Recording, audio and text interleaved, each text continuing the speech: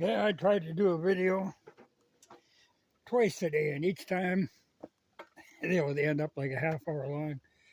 And I always end up saying something that I know is going to get me booted off. So we'll try to behave and do a nice, simple, not get into dangerous ground. Though that's hard to do when I start talking.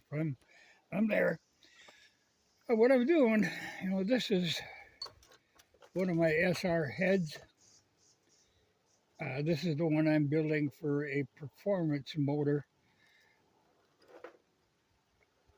for my screwing around bike. I had trouble, I mentioned this before, with, okay, this is the intake. That's not so bad. Stock Yamaha intake and exhaust and guide. And they don't give me trouble. But with the gas that we have now, I often have trouble with the exhausts. They just get carboned up and get really sticky. So on my street bike and on this one, I have went to the Kibble White guides that are bronze aluminum alloy. And that's what I've got in my street bike, and I've been happy with them. At least I haven't had a valve stick or hesitate, because these buggers, cold, it would stick once in a while, and then you couldn't get it started. And this is the one I said I had in the bike, but I changed to those Kibble White guides, and I am going with the Vesra. They're a Japanese valve. My thought is, they're a good valve. I've got them on two of my other bikes, but they are lighter than the stock Yamaha ones, because that's a basic problem with these. They're redlined at 7,000 RPMs. Well, basically what happens after 7,000, you float the valves. The motor is capable of higher speed, but the valves are a problem. It's the old story of you run a small 4-valve head or you run a large 2-valve head. A lot of companies played with different ideas on that. Now, I like the simplicity of a 2-valve, but you have to lighten up your valve train as much as you can. And I have got a set of stronger valve springs, and they use a hardened aluminum collar on top instead of the heavy steel, so that lightens it up quite a little. But I need that because I've got a real hot cam that's going in this, so I can't have the valves floating. So those guides seem to do the job. But one of the things I'm doing here, an SR runs a 34 Bakuni, 34 millimeter inside.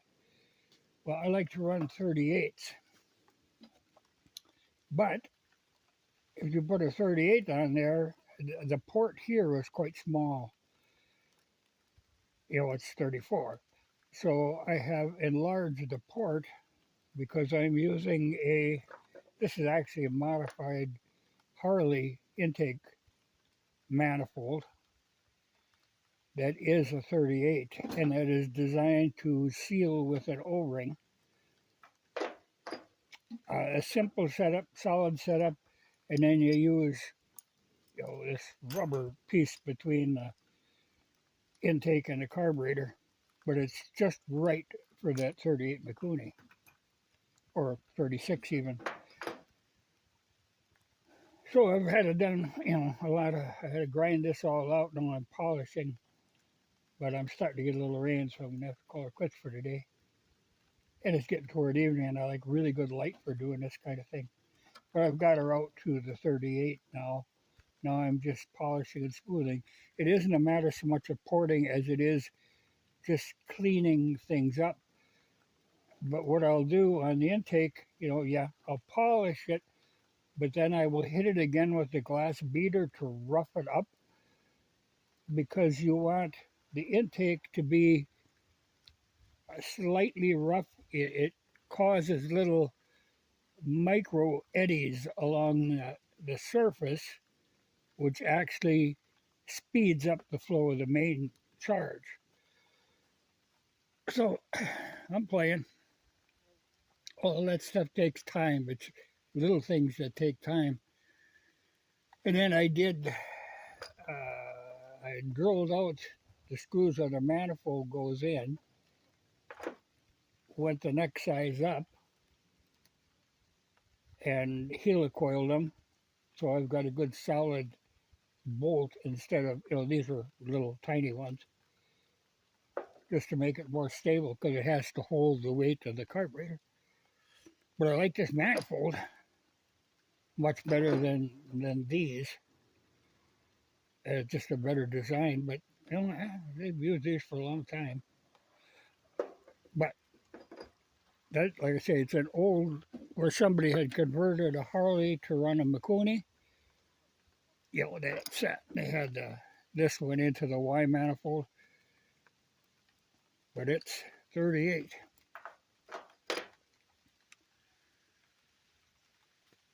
So I play. I spend hours working on this stuff and more hours scheming on this stuff.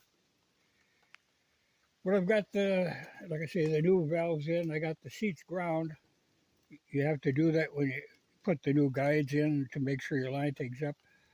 But I'm going to do my final, you get different grits of stones. And these white ones are the real fine. Then pink or medium.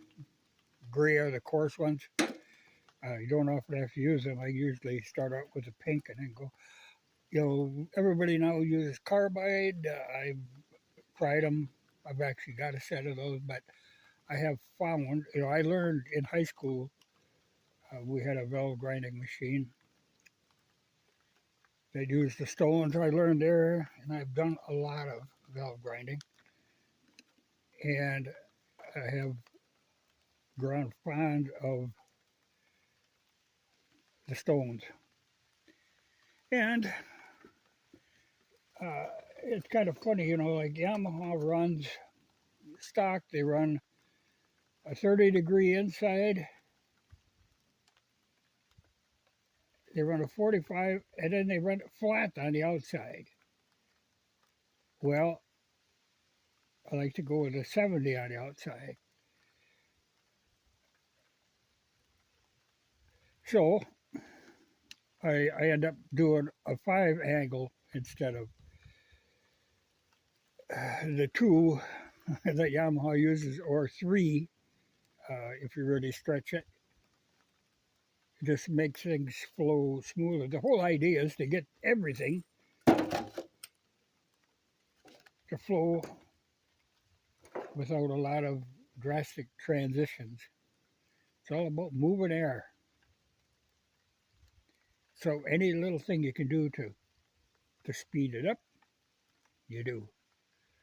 But I can play with this crap for hours or days. I've been at this for off and on for the last week. I've been scheming and plotting and put the guides in, and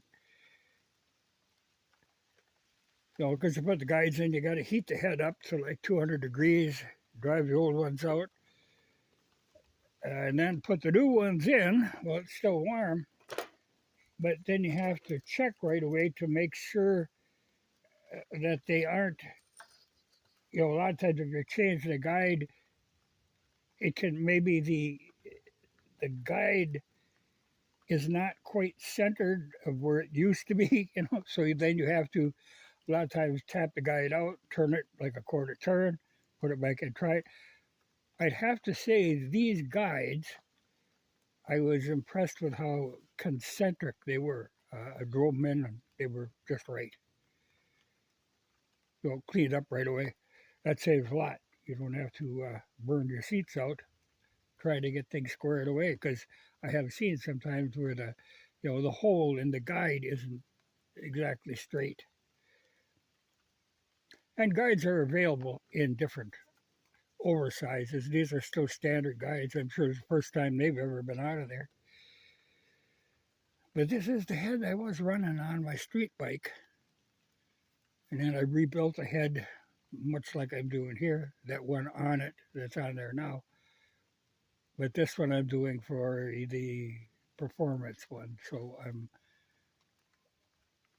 going a little further into it. Because like I said, it's got to run that cam. So it's got to be right. A lot of little fiddly stuff.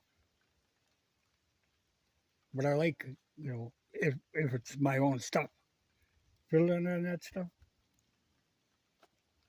I like doing that. Funny too, for getting in them ports, I was looking for, there's a spindle that these go on, these abrasive cartridges. And I thought it was funny. I was looking for them. All you find are like these flapper ones. You can't find any of these. I had to order them. They're great because you just keep, once you have that spindle, they just screw on. So when this wears out, you just replace it with another one at very low cost. But them flapper sanders, they don't last long. And these, you can get way into the port, no problem,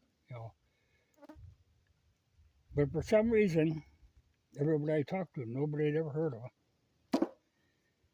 But go online. They're a standard 3M product. I don't know what the hang-up was. It's what you use for porting. Any place you got to get in, out of the corners. Die grinder is a very handy tool. Use the snot out of that. But that means I got to run the air compressor, which means I got to run the generator. So when I'm working, that's hammering away. But you'll keep up with it. So yeah, I like them. But like I say, I could spend hours fiddling with them.